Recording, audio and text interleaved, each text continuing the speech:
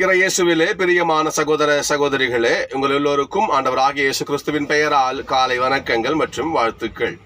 நான் உங்கள் அகஸ்டின் வேதியர். இன்று ஜூன் மாதம் 19ஆம் தேதி 2024ஆம் ஆண்டு. ஆண்டவரின் மடியில் 5 நிமிடங்கள். இன்றைக்கு மிக முக்கியமான ஒரு கருத்தை திருச்சபை நமக்கு தியானிக்க அழைக்கிறது. அது முன்னாடி ஒரு குட்டி கதை, ஒரு நகைச்சுவை. நாங்கள் கேடசங்களாக சொல்கிறப்போ நகைச்சுவையாக சில கதைகள்லாம் சொல்லுவோம் குழந்தைகளுக்கு. அந்த ஒரு மாதிரி ஒரு சின்ன ஒரு குட்டி கதை. பெரிய வெள்ளி அன்னைக்கு பங்கு சாமியார் பங்கு மக்களுக்கு அறிவிக்கிறார். மக்களே, ஏசப்பா சிலுவையிலே தான் மரித்து பாவத்தை அழித்து விட்டார். அப்படி இருக்கும்பொழுது நாம் எதுக்கு பாவத்தை சுமந்து கிடக்கணும்? அதனால நாளைக்கு பெரிய வெள்ளி நைட்டு மாஸ். நாளைக்கு காலை என்ன பண்ணுறீங்க? நீங்கள் உங்ககிட்ட இருந்த பாவத்தெல்லாம் மூட்டை கட்டி எட்டுன்னு வாங்க, தூக்கி போட்டுருவோம் அப்படின்னு சொல்கிறார். அடுத்த நாள் காலை நல்லா பண்ணுறாங்க. கோயிலுக்கு எல்லாம் அவங்கவுங்க பாவத்தை மூட்டை கட்டி எட்டுன்னு வராங்க. சிலர் கட்டைப்பை, சிலர் சின்ன கவரு, சிலர் சாக்கு மூட்டை எல்லாம் தூக்கிட்டு வராங்க. எல்லாரையும் ஃபாதர் வாசல் வரவேற்கிறார். வச்சு வாங்க வாங்க வாங்க வாங்க வாங்க கூப்பிட்றாரு. ஒருத்தர் மட்டும் கை வீசிட்டு வராரு. இப்போ ஃபாதருக்கு ஒன்றும் புரியல. இப்படி ஒரு புனிதரா, பாவமே இல்லாம போய் காரை கட்டு தடுவி, ஐயா உங்களை பார்த்துல ரொம்ப சந்தோஷம், வாங்க வாங்க சாமி, அவசரப்படாதீங்க. ஏன் என்ன, என் பாவமெல்லாம் பின்னாடி லாரியில் வந்து இருக்குது என்று சொன்னாராம். சகோதர சகோதரிகளே, என் பாவமெல்லாம் லாரியில் வந்துட்டு இருக்குது.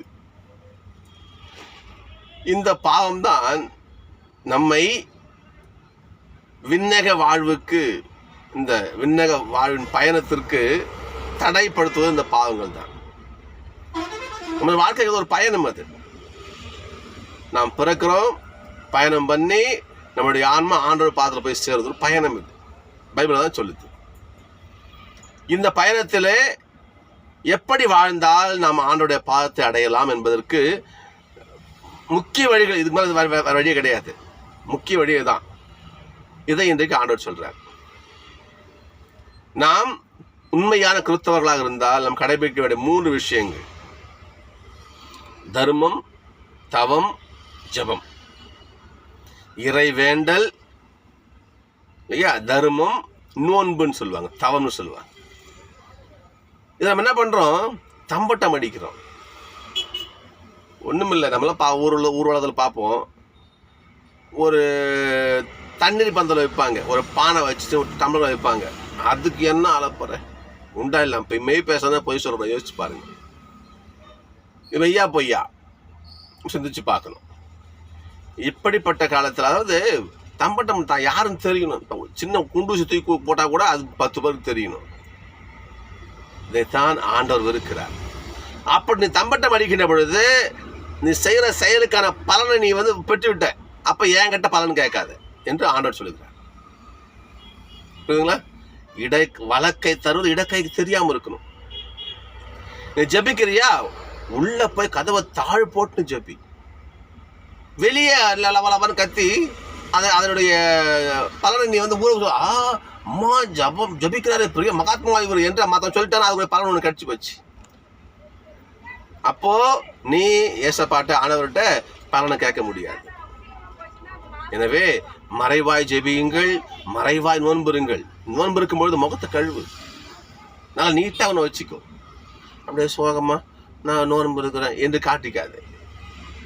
4 பேர் ஆஹா எம்மா கஷ்டப்பட்டு நோன்பு இருந்து கடவுள் ஜெபிக்கிறாரு பாரு அப்படின்னு சொல்லிட்டு வச்சுக்க. அதில் பலன் நீ வாங்கிட்டேன். அப்போ அதனுடைய பலனை ஆண்டவர்கிட்ட கேட்காது. இவ்வாறு நீ வாழ்ந்தால், எளிய உதாரணம் காட்டுறாரு பாருங்க, திருச்சபை உதாரணம் காட்டு பாருங்க. எப்படி எளியா ஆணுடைய பாத்திரம் எடுத்துக்கொள்ளப்பட்டாரோ அதே போல உன்னுடைய விண்ணக வாழ்வின் பயணம் எளிமையா இருக்கும். திருப்பாடல் பாருங்களேன், கடவுளுடைய வார்த்தைப்படி வாழ்கிறவர்களுக்கு அவர் தரும் நன்மை மிகப்பெரியது. திருப்பாடல் தான் இன்னைக்கு. எனவே நாம் வெளிவேடமற்றவர்களாய், வெளிவேஷம் இல்லாதவர்களாய், கடவுளுக்கு மட்டுமே தெரிந்தபடி, அவர் மட்டுமே அறியும்படி தவம், தானம், ஜெபம் ஆகிய மூன்றிலும் மறைவாக ஆண்டவர் காணும்படி நாம் செய்து வாழ்ந்தால் நிச்சயமாக அவருடைய பலனை ஆண்டவர் குறைவின்றி நிறைவாக நமக்கு தருவார். நன்றி. நாளை சந்திப்போம்.